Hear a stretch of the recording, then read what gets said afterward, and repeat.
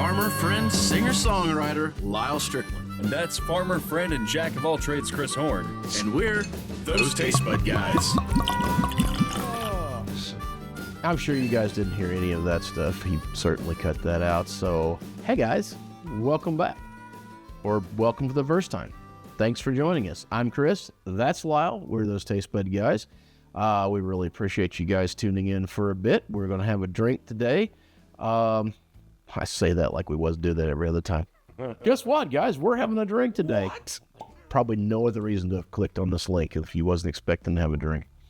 Hopefully you have a drink in your hand. Hopefully you have this. You probably don't. This one's probably a little bit local to us, but I kind of encourage you to go try to find it. I've had a sample this one before. It's pretty good. Guys, we don't know what we're talking about. We are just two guys that like to try different things and chat about them, and we're including you in it. And if you want to participate in the conversation, comment down below. Tell us why we're right, why we're wrong. Don't matter to us. It's just an opinion. But we enjoy having them. So, yeah, jump in with it. It's fine. It's nice. Great. And we got some people over here that also had an opinion about us, and they sent us some bottles, and we appreciate the heck out of them as well. So what we like to do for them is tell you guys to go out and try to find their product for them. And this is Rayhon Tequila. Very good stuff. Absolutely love it. We've got several episodes on them. Go look them up as well, please, and thank you. And we got a QR code up here in the corner. And if you're not the first time, if it is your first time, and you want to help us out, and you're like, these guys are good. I like them. They're nice. They're fun guys. I'm going to give them $5. That's how you do it. You just give them, just buy us a beer. It was us all good. And we love that. So, appreciate it. Thanks for you guys that do that. It helps us. It does. And the price of beer is going up. So, he was saying, like, $10 a six-pack, man. Is that... I mean, I'm not talking about Budweiser, but even then... Even Budweiser's getting close. Yeah, it's still up there. Way more than it used to be. I'm going to pour a big glass because it's gin. You know what it is. It's not a little gin either. We're working with Sophie's gin. Big bad This is from Hermann Farm Distillery. This is a 100 proof gin.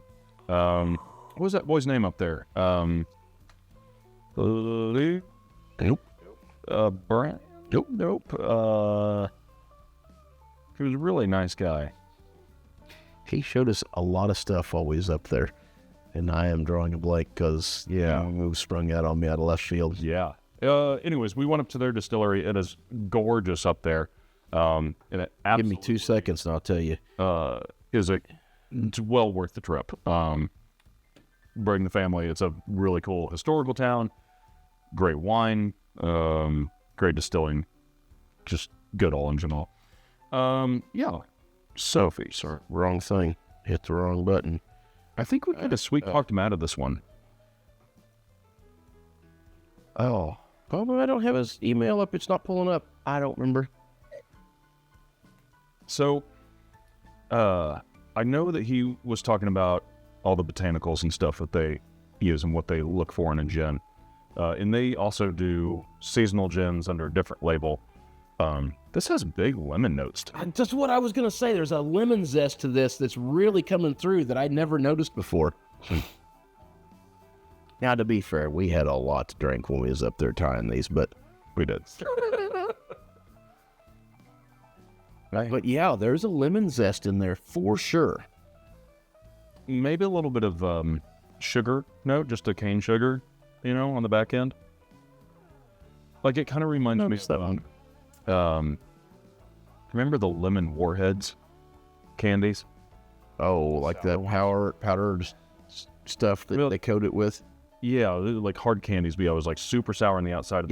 There's a middle point there where it was still sour, is starting to get some sweet, and that's kind of where I'm at on the nose. I love the way the high alcohol vapors carry that through, and they just your whole system gets filled, and your whole head just has that smell in there, and I love it. There's some kind of I want to say lavender, but some sort of wildflower on the bottom.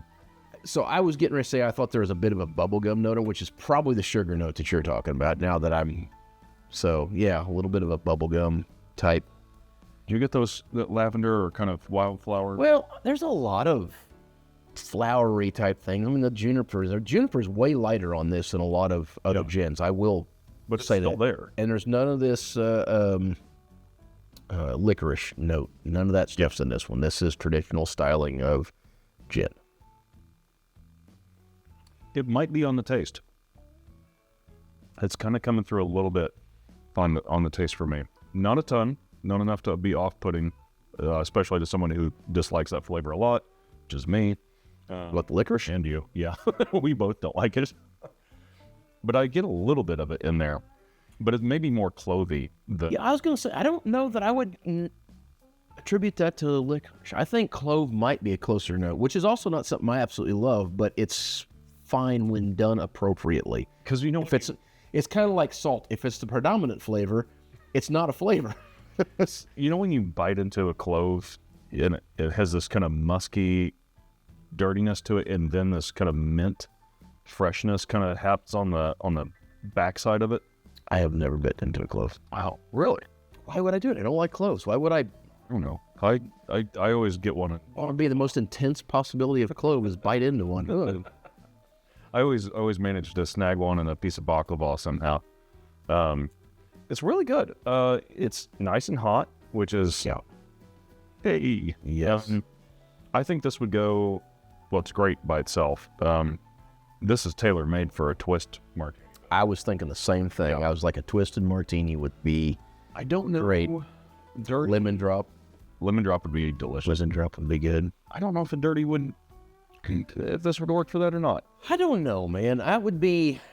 That lemon is setting a precedence in my nose to not put olives with it. Yeah, but it might kind of cut through with the 100. I think you're right. I think it's clove. Yeah. Yeah, I really do. The more we've talked about that, the more and more I'm like, it's there. I think the 100 proof would kind of punch through, and the lemon might take a backseat. Olive is such a strong flavor. Maybe, but I ordered a martini the other day. I think I told you what they did to me. I said, hey, I would like a martini with a twist. Mm-hmm. Please use gin, not vodka. They was like, okay. And they brought me a dirty martini that they twisted a lemon over in and rimmed it with lemon. And I was like, what the heck did you make? And I actually, one of the maybe 2 times in my life I've ever took a drink back and said on the bar, I'm sorry, guys, this is not what I was wanting. And asked them to remake it. And I don't do that often, really, no matter how bad the drink was. But in this particular case, I was having dinner. I was only going to have a drink. If I was going to have a bunch, I wouldn't have done it. But that was my drink for that evening, and driving and stuff. I didn't want to drink. It was bad. So I'm a little touchy when we start talking about putting olives with the lemons. I don't know that you can make that work. It's pretty weird. The salt and citrus is not a thing. But I do think this would make a beautiful twist in several other drinks. Let's say there's another one. Is it Gimlet? Having gin? Gimlet's gin, right? And lime juice? Yes, I've never actually had one of those. I think it's lime juice and club soda maybe, and gin. Anyway. I think you could do lime juice in this and it'd be... All that say... Well, that being said, I guess just a gin and tonic, this would do really well, especially at the alcohol level. Yeah. This is it's just really phenomenal. It's nice, yeah. Which we knew going into. I don't think we had a single bad thing from their distillery, and a couple things that were so surprising to us that it just kind of put us on our asses a little bit. They've got new stuff coming out that I know we got to sample a little bit of, and some we didn't get to sample, we just got to hear about. And some exciting things happen around Hermann, Missouri. Definitely would encourage you guys to go up that direction if you've been thinking, oh my gosh, I wish I could go out to like Napa Valley and wine country. Well, you know what? Yeah, we've got a little valley up here in Missouri that works pretty well for that. It's a beautiful area, really nice, lots of stuff to offer. They've got a sister winery in Napa, right?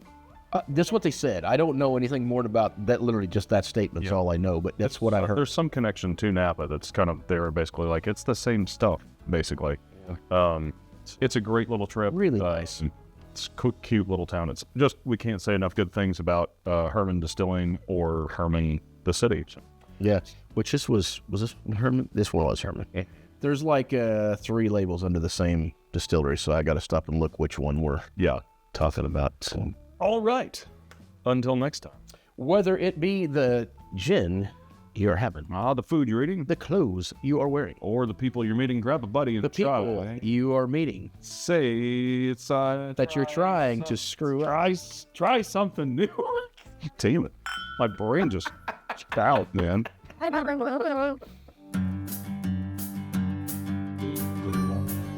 Hey guys, if you enjoyed that episode, we enjoyed making it for you. We like to drink.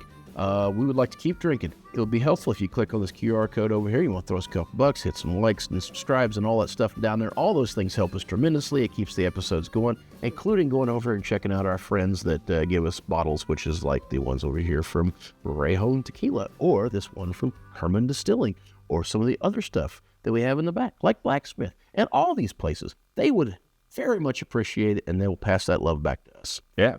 Cheers.